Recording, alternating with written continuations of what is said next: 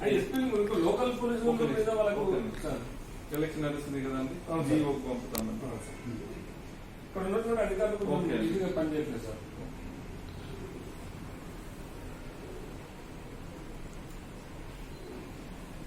Thank you. Photo కావాలి.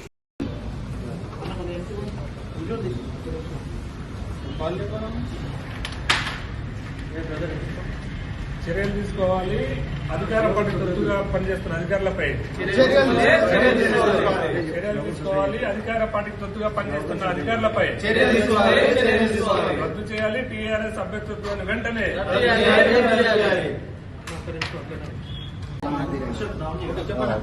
ఈరోజు ఎన్నికల అధికారి గారికి మునుగోడులో జరుగుతున్నటువంటి అరాచకాల మీద, టీఆర్ఎస్ చేస్తున్నటువంటి అరాచకాల మీద కంప్లైంట్ చేయడం జరిగింది. శాంతియుతంగా ప్రజాస్వామ్యంలో ఎన్నికలకు పోతే అధికార పార్టీకి డిపాజిట్ దక్కదని చెప్పేసి ఎమ్మెల్యేలు, ఎమ్మెల్యేల మంత్రులు, ఎమ్మెల్సీలు, వాళ్ళ పిఏలు, వాళ్ళ డ్రైవర్లు, ఎలక్షన్ కమిషనర్ మొన్ననే చెప్పింది 6 గంటలకి అందరు ఖాళీ చేయాలని చెప్పినా కూడా మునుగోలులోనే తిష్ట వేసి డబ్బులు పంచుతూ, మద్యం బాటిల్ పంచుతూ రిగ్గింగ్ పాల్పడుతున్నటువంటి పరిస్థితి ఉన్నది. కాబట్టి అట్టి విషయాన్ని కూడా కంప్లైంట్ చేసినాం. అదేవిధంగా రాజగోపాల్ రెడ్డి గారు టీఆర్ఎస్ కు వాళ్ళ కుమారుడి పెళ్లి కార్డు ఇచ్చినటువంటి, సీఎం గారికి పెళ్లి కార్డు ఇచ్చినటువంటి ఫోటోను తీసుకెళ్లి కేసీఆర్ ని కలిసిందని చెప్పేసి ఒక దుష్ప్రచారం కూడా చేస్తున్నా కూడా అక్కడ ఉన్నటువంటి అధికారులు పట్టించుకోవడం లేదు. ఇవాళ నేను అడుగుతున్నాను, వెళ్లి ఎన్నికల కమిషనర్ గారికి, అక్కడ ఉన్నటువంటి అధికారులకి, మీరు టీఆర్ఎస్ తొత్తులుగా ఎందుకు పనిచేయాల్సినటువంటి అవసరం వస్తుంది? ఎందుకు నాన్ లోకల్స్ ఉన్నా ఎందుకు అక్కడి నుంచి పంపించడం లేదు? మొన్న వేరే నియోజకవర్గంలో ఉంటే ఈటల రాజేందర్ గారిని బలవంతంగా పంపించారు.